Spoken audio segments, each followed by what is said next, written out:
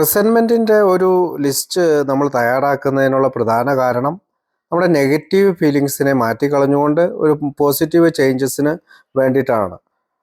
അതുപോലെ തന്നെ നമുക്കൊരു ഇമോഷണൽ ഇൻ്റലിജൻസ്, അതായത് വൈകാരികമായ ഒരു ഇൻ്റലിജൻസ് നമുക്ക് കിട്ടുകയും അല്ലെങ്കിൽ ഒരു അവയർനെസ് നമുക്ക് കിട്ടുകയും നമുക്കതിൽ നിന്ന് നമ്മൾ മോശമായിട്ടുള്ള വൈകാരികതയെ കൈകാര്യം ചെയ്യാനായിട്ട് സഹായിക്കും. അതിനെ തിരിച്ചറിയും, മനസ്സിലാക്കും. നമുക്ക് അതിനെ കൈകാര്യം ചെയ്യാനായിട്ട് പലപ്പോഴും പല ഡിഫിക്കൽട്ട് സിറ്റുവേഷൻസിൽ നമുക്ക് കൈകാര്യം ചെയ്യാനായിട്ട് നമുക്ക് സഹായിക്കും. അതുപോലെ തന്നെ നമ്മളെ റിലാപ്സ് പ്രിവെൻഷൻ പ്രോഗ്രാം എന്നാണ് എ പറയുന്നത്. അപ്പോൾ എയിലെ ഒരു റിലാപ്സ് പ്രിവെൻഷൻ പ്രോഗ്രാമിൻ്റെ ഭാഗം തന്നെയാണ് 4th സ്റ്റെപ്പ്. അപ്പോൾ 4ാമത്തെ പടി നമ്മളെ മറ്റൊരു തരത്തിൽ സഹായിക്കുന്നത് ഒരു ഡിസിഷൻ എടുക്കാനുള്ള ഉത്തരവാദിത്വം നമുക്ക് എടുക്കാൻ സാധിക്കും. അതുപോലെ തന്നെ ആ എടുത്ത ഡിസിഷൻസിലുണ്ടാകുന്ന തീരുമാനങ്ങളിലുണ്ടാകുന്ന കോൺസിക്വൻസസിനെ ഫേസ് ചെയ്യാനായിട്ടുള്ള ഒരു ധൈര്യവും നമുക്കുണ്ടാകും.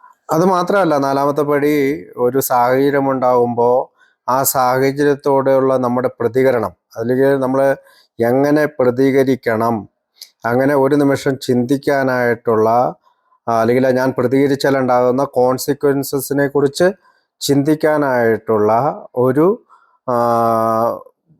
ബോധം നമ്മൾക്ക് സൃഷ്ടിച്ചു തരുന്നത് കൂടിയാണ് 4ാമത്തെ ഈ റിസെൻമെൻറ്റിൻ്റെ ഈ ഭാഗം.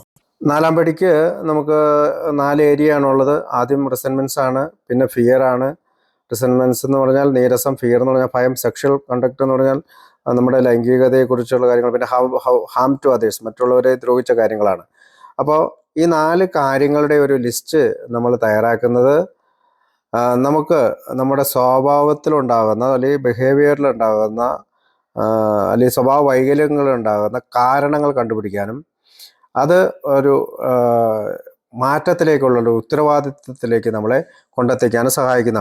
നമ്മൾ ആദ്യമേ കണ്ടതുപോലെ നമ്മൾക്ക് ആരോടും റിസെൻമെൻ്റ് ഉണ്ടാകാം. ചിലപ്പോൾ ഒരു പേഴ്സണോടാകാം, ഒരു വ്യക്തിയോടാകാം, ഒരു സ്ഥലത്തോടാകാം, ഒരു സാഹചര്യത്തോടാകാം, അങ്ങനെ പല രീതിയിലാകാം. കാരണം റിസെൻമെൻറ്റിൻ്റെ ചില 7 കാര്യങ്ങളിൽ ഒരു കാര്യം പറയുന്നത് നമ്മൾ നമ്മളെക്കുറിച്ച് എന്ത് ചിന്തിക്കുന്നു, അല്ലെങ്കിൽ മറ്റുള്ളവർ എന്നെക്കുറിച്ച് ചിന്തിക്കുന്നതായിട്ട് ഞാൻ കരുതുന്നു, അല്ലെങ്കിൽ നമ്മുടെ പണത്തിൻ്റെയും നമ്മുടെ സമ്പത്തിൻ്റെയും ഇത് വെച്ച്, അല്ലെങ്കിൽ നമ്മുടെ മറ്റ് വ്യക്തികളുമായിട്ടുള്ള ബന്ധങ്ങളിലൂടെ നമ്മുടെ ഭാവിയിലേക്കുള്ള നമ്മുടെ ലക്ഷ്യങ്ങളും പ്ലാനുകളും വെച്ച്, അതുപോലെ നമ്മുടെ സുരക്ഷിത ബോധത്തെക്കുറിച്ചുള്ള, അല്ലെങ്കിൽ നമ്മുടെ പേഴ്സണൽ വെൽബീയിങ് എന്ന് പറയുന്നത് നമുക്ക് നമ്മുടേതായ മെറ്റീരിയൽ തിങ്ങിലേക്കുള്ള ആശ്രയത്വം, ഈ കാര്യങ്ങളൊക്കെ വെച്ചുകൊണ്ടാണ് നമ്മൾ റിസെൻമെൻറ്റിനെ കുറിച്ച് ചിന്തിക്കുക. ഇപ്പോൾ റിസെൻമെൻറ്റിനെ സംബന്ധിച്ചിടത്തോളം ആദ്യത്തെ കാര്യമാണ്, അല്ലെങ്കിൽ സ്റ്റെപ്പ് 4 അല്ലെങ്കിൽ 4ാമത്തെ പടിയിൽ നമ്മൾ തയ്യാറാക്കുന്ന ആദ്യത്തെ ലിസ്റ്റാണ് റിസെൻമെൻറ്റിൻ്റെ ലിസ്റ്റ്. കാരണം നമ്മൾ അവിടെ എഴുതുന്നുണ്ട്, നമ്മൾ ആദ്യം കണ്ട പോലെ പീപ്പിൾ, പ്ലേസ് ആൻഡ് തിങ്സ്, ആരൊക്കെ, പീപ്പിൾ, ഇൻസ്റ്റിറ്റ്യൂഷൻസ്, പ്രിൻസിപ്പിൾസ്, ഈ 3 കാര്യങ്ങളിലും നമ്മളവിടെ ലിസ്റ്റ് ചെയ്യുന്നുണ്ട്. അതെന്തുകൊണ്ട് എന്നെ ദേഷ്യവാനാക്കി എന്നുള്ളത് 2ാമത്തെ കോളത്തിൽ നമ്മൾ ചെയ്യും. 3ാമത്തെ കോളത്തിൽ അത് 7 പാർട്ടായിട്ട് നമ്മൾ തിരിച്ചുകൊണ്ട് എൻ്റെ സെൽഫിനെ അതെങ്ങനെ ബാധിച്ചു എന്നും ഒക്കെ ചിന്തിച്ച് നമ്മൾ എഴുതിയ കാര്യമൊക്കെ നമ്മൾ വീണ്ടും വീണ്ടും പറയുന്നില്ല, അതങ്ങനെ നമ്മൾ എഴുതുകയാണ്. അപ്പോൾ അവസാന കോളത്തിൽ നമ്മൾ എന്താണ് നമ്മൾ ആ റോള് ചെയ്തത്, അവിടെ എനിക്കുണ്ടായ പ്രശ്നം എന്തായിരുന്നു കണ്ടുപിടിച്ചുകൊണ്ട് നമുക്ക് ആ കോളം പൂർത്തിയാക്കാനായിട്ട് സാധിക്കും. ഇപ്പോൾ സ്റ്റെപ്പ് 4 പലപ്പോഴും ഒരു മാറ്റി വയ്ക്കപ്പെടുന്ന ഒരു സ്റ്റെപ്പാണ്. കാരണം 1, 2, 3 ചെയ്യാനായിട്ട് സ്റ്റെപ്പ് 1ഉം സ്റ്റെപ്പ് 2ഉം സ്റ്റെപ്പ് 3ഉം ഒക്കെ ചെയ്യാനായിട്ട് വളരെ എളുപ്പമാണ്. പക്ഷേ സ്റ്റെപ്പ് 4ൽ എത്തുമ്പോൾ നമ്മൾ ഒന്ന് അമാന്തിക്കും, കുറച്ച് കഴിയട്ടെ എന്ന് വിചാരിക്കും, കാലങ്ങളെടുക്കും. ചിലർ 4 വർഷം, 10 വർഷം, 5, 12 വർഷമൊക്കെ കഴിഞ്ഞിട്ട് സ്റ്റെപ്പ് 4 ചെയ്യുന്നവരുണ്ട്. എന്തായാലും ആൽക്കഹോളിക്സ് അനോണിമസിൻ്റെ ഉള്ളിൽ വന്നു കഴിയുന്നവർ അംഗത്തോട് ഉടൻ ചെയ്യാൻ പറയുന്ന ഒരു കാര്യമാണ് നമ്മുടെ പടികൾ. അതിനകത്ത് ഏറ്റവും എല്ലാ പടികളും ഇമ്പോർട്ടൻ്റ് ആണ്. എന്നാൽ ആദ്യം ഒരു തുടക്കം, ഒരു ആക്ഷന്, ഒരു പ്രവൃത്തി ആവശ്യമുള്ള പടിയാണ് സ്റ്റെപ്പ് 4. അതുകൊണ്ട് തന്നെ നമുക്ക് ഒരു ജസ്റ്റ് സ്റ്റാർട്ട് റൈറ്റിംഗ്, നമുക്ക് എഴുതി തുടങ്ങാം. എന്ത് എഴുതി തുടങ്ങണമെന്നതിനെക്കുറിച്ച് വ്യാകുലപ്പെടേണ്ട കാര്യമില്ല. നമുക്ക് എന്തെങ്കിലും ആരോടെങ്കിലും വിരോധമുള്ള ഒരു കാര്യങ്ങൾ ഒരു പേപ്പറും പേനയും എടുത്ത് എഴുതി തുടങ്ങുമ്പോൾ ഒരു ഹോണസ്റ്റായിട്ട് സത്യസന്ധമായിട്ട്, കാരണം നമുക്കറിയാം സത്യസന്ധത ഇല്ലെങ്കിൽ ഇതുകൊണ്ട് യാതൊരു പ്രയോജനം ഉണ്ടാകില്ല. കാരണം 4-ാം പടിയിൽ സത്യസന്ധത കാണിച്ചാലാണ് നമുക്ക് 5-ാം പടിയിൽ നമുക്ക് സ്പോൺസറോട് ഇത് കൃത്യമായിട്ട് പറയാൻ സാധിക്കുള്ളൂ. പിന്നെ ഈ മോറൽ ഇൻവെൻട്രി എല്ലാം നമുക്ക് കാണാൻ വേണ്ടിയിട്ടാണ്. ഇത് നമ്മുടെ സത്യസന്ധതയെ എൻകറേജ് ചെയ്യിക്കുന്ന അല്ലെങ്കിൽ വളർത്തുന്ന ഒരു പരിപാടിയാണ്. അതുപോലെ തന്നെ ഉള്ളിലുണ്ടാകുന്ന ഒരു ശാന്തതയ്ക്കും ഒരു ഇന്നർ പീസിനും നമ്മുടെ സെറനിറ്റിക്കും നമ്മളെ സഹായിക്കുന്നതാണ്. അതുകൊണ്ട് തന്നെ ഈ ഒരു ആക്ഷൻസ് അല്ലെങ്കിൽ ഒരു പ്രവൃത്തി എടുക്കാനായിട്ട് നമുക്ക് തയ്യാറാകണം. ഒരിക്കൽ കൂടി അവസാനമായിട്ട് നമുക്ക് ഈ കോളത്തെക്കുറിച്ച് ചിന്തിക്കാം. ആദ്യത്തെ കോളം എന്താണ്? I am resentful at. ഞാൻ ആരോടൊക്കെയാണ് വിദ്വേഷമുണ്ടായിരുന്നത്? അവരുടെ, ആളുകളുടെ, സ്ഥലങ്ങളുടെ, സാഹചര്യങ്ങളുടെ, സ്ഥാപനങ്ങളുടെ, ആശയങ്ങളുടെ, തത്വങ്ങളുടെ എല്ലാം പേരുകൾ. അതായത് ഞാൻ ദേഷ്യപ്പെട്ടവരുടെ, വിരോധമുണ്ടായിരുന്നവരുടെ, ഞാൻ ഭീഷണിപ്പെടുത്തിയവരുടെ, എനിക്ക് ഹർട്ട് ചെയ്തവരുടെ എല്ലാവരുടെയും ഒരു ലിസ്റ്റ് തയ്യാറാക്കുകയാണ് കോളം 1. കോളം 2 ദ കോസ്, കാരണം കണ്ടുപിടിക്കുകയാണ്. എന്താണ് സംഭവിച്ചത് സ്പെസിഫിക് ചെയ്യുകയാണ് നമ്മൾ. എന്തുകൊണ്ടാണ് ഞാൻ അവരോട് ആംഗ്രി ആവാൻ സാധിച്ചത്, ദേഷ്യം ഉണ്ടാകാൻ സാധിച്ചത്? ഒരു പക്ഷേ അവരെൻ്റെ സ്വത്ത് തട്ടിയെടുത്തപ്പോൾ എൻ്റെ സ്വത്ത് തട്ടിയെടുത്തുകൊണ്ട് ഞാൻ അനാഥനാവാൻ പോകുമോ എന്ന ഭയമായിരിക്കാം. ഒരു ഉദാഹരണം പറഞ്ഞു. അപ്പോൾ കോളം 3 എന്താണ്? Affects my how did it make me feel. എനിക്ക് എങ്ങനെയാണ് ആ വികാരം, അതിനെക്കുറിച്ചുള്ള വികാരം, അതായത് സെൽഫ് എസ്റ്റീം, എൻ്റെ ആത്മാഭിമാനത്തെ, പ്രൈഡിനെ, ഇമോഷണൽ സെക്യൂരിറ്റിയെ, പോക്കറ്റ് ബുക്ക് അല്ലെങ്കിൽ ambitions, personal relations, sex relations. Pocket book ഞാൻ പറഞ്ഞു, അതൊരു ഇംഗ്ലീഷ് സ്ലാങ്ങാണ്. നമ്മുടെ പണം അല്ലെങ്കിൽ നമുക്കുണ്ടാകുന്ന അസറ്റ് അല്ലെങ്കിൽ ആധാരമൊക്കെ സൂക്ഷിച്ചു വയ്ക്കുന്ന ഒരു ബാഗിനെയാണ് പോക്കറ്റ് ബുക്ക് എന്ന് കൂട്ടിയാൽ മതി.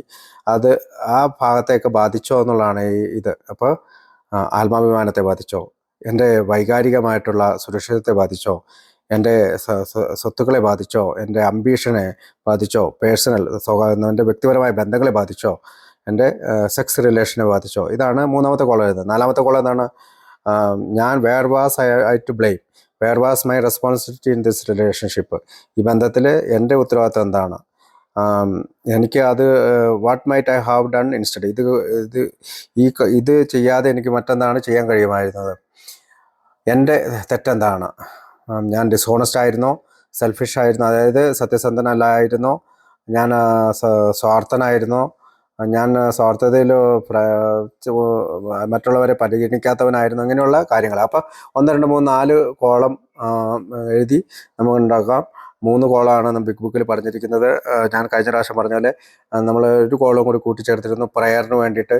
അപ്പോൾ ഇങ്ങനെ ഒരു കോളത്തിലൂടെയാണ് നമ്മൾ റിസെൻമെൻറ്റ് പോകുക. വളരെ എളുപ്പമാണ്. ഞാനതൊരു ചിലപ്പോൾ നമ്മൾ 1 മണിക്കൂർ, 1 മണിക്കൂർ, 1.5 മണിക്കൂറൊക്കെ ഇരുന്നിങ്ങനെ സംസാരിക്കുമെങ്കിലും റിസെൻമെൻറ്റിൻ്റെ ഒരു അതുമല്ല, ഈ 4 എണ്ണം resentment, fears, sex conduct, harm done to അതേഴ്സൊക്കെ നമ്മൾ എഴുതി തുടങ്ങി കഴിഞ്ഞാൽ കുറച്ച് സമയം എടുക്കുമെങ്കിലും വളരെ എളുപ്പത്തിൽ ചെയ്ത് തീർക്കാവുന്ന ഒരു പടിയാണ് 4-ാമത്തെ പടി.